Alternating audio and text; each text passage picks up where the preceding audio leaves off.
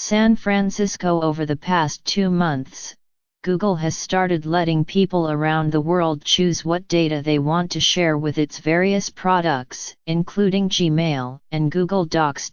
Amazon recently began improving the data encryption on its cloud storage service and simplified an agreement with customers over how it processes their information. And on Sunday, Facebook rolled out a new global data privacy center, a single page that allows users to organize who sees their posts and what types of ads they are served. While these changes are rippling out worldwide, a major reason for these shifts comes from Europe.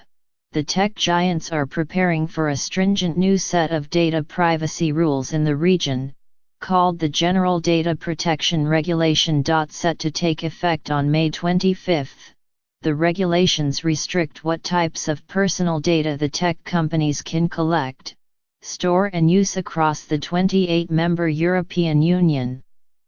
Among their provisions, the rules enshrine the so-called right to be forgotten into European law so people can ask companies to remove certain online data about them. The rules also require anyone under 16 to obtain parental consent before using popular digital services. If companies do not comply, they could face fines totaling 4% of their annual revenue. With the deadline for the new rules now just a few months away, Silicon Valley's tech behemoths have been scrambling to get ready. Facebook and Google have deployed hundreds of people to make sense of the regulations. Many of the companies have overhauled how they give users access to their own privacy settings. Some have redesigned certain products that suck up too much user data. And in some cases, companies have removed products entirely from the European market because they would violate the new privacy rules. Every person who works for us has, in some way, been involved in preparing the company for G.D.P.R, said Doug Kramer, General Counsel of Cloudflare, an internet performance and security company based in San Francisco that has tightened its data storage and processing practices. G.D.P.R is going to introduce very fundamental changes to the way the Internet works for everyone. The rush of activity is a reminder of how Europe has set the regulatory standard in reining in the immense power of tech giants, while other places including the United States have largely taken a non-interventionist stance.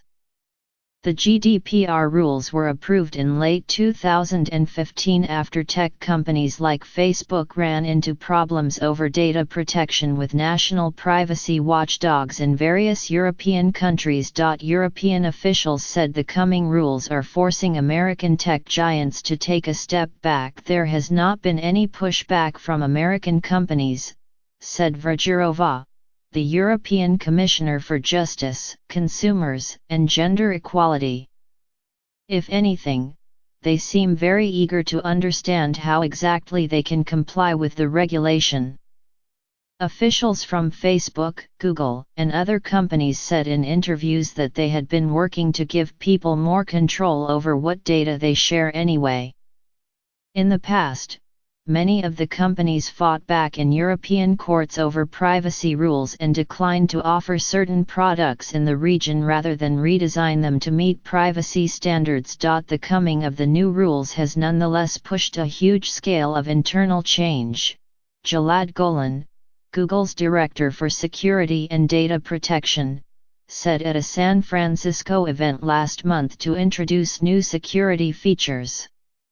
When GDPR goes into effect in 2018, we will be ready, he said. The biggest challenge, he said, has been preparing for the regulations mandate that people in Europe must have control over how their digital data is organized.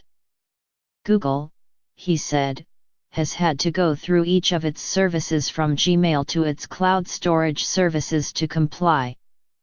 Since the new rules require individuals to give their consent before a company accesses data, for example, Google has had to redesign many consent agreements, as well as change underlying technology to make it easier to remove someone's data. For a company with infrastructure of our size, it takes a lot of work, Mr. Golan said. Facebook has also taken multiple steps to deal with the coming rules. On Sunday, the company began offering a new privacy center that puts user security settings on one page instead of dispersing them across different sections of the social network. While the company said the changes was separate from its preparations for the new European regulations, Facebook's chief operating officer, Sheryl Sandberg, connected the two in a speech in Brussels last week. The new privacy center would give Facebook a very good foundation to meet all the requirements of the GDPR and to spur us on to continue investing in products and in educational tools to protect privacy, Ms. Sandberg said. Rob Sherman, Facebook's deputy chief privacy officer, said the social network has also held a series of design jams where it invites designers and engineers to reimagine how products look so that people can more easily see and control their online data. With the new rules coming, Facebook also decided not to roll out some products in Europe that would violate the privacy laws. Last November, for instance, the company unveiled a program that uses artificial intelligence to monitor Facebook users for signs of self-harm.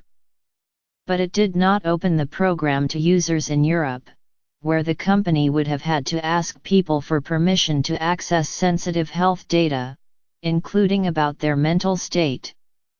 The social network has also kept out of Europe facial recognition software that tracks when photos of users are posted across the platform.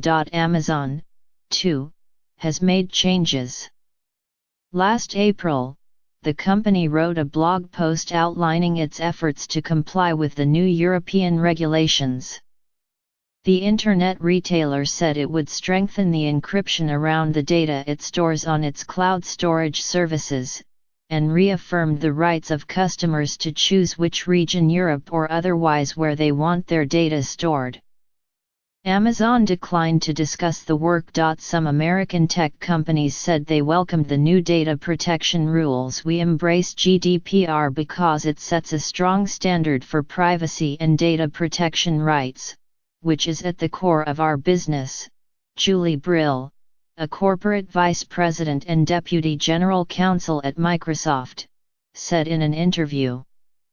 We began work on GDPR as soon as it was adopted by the European Union.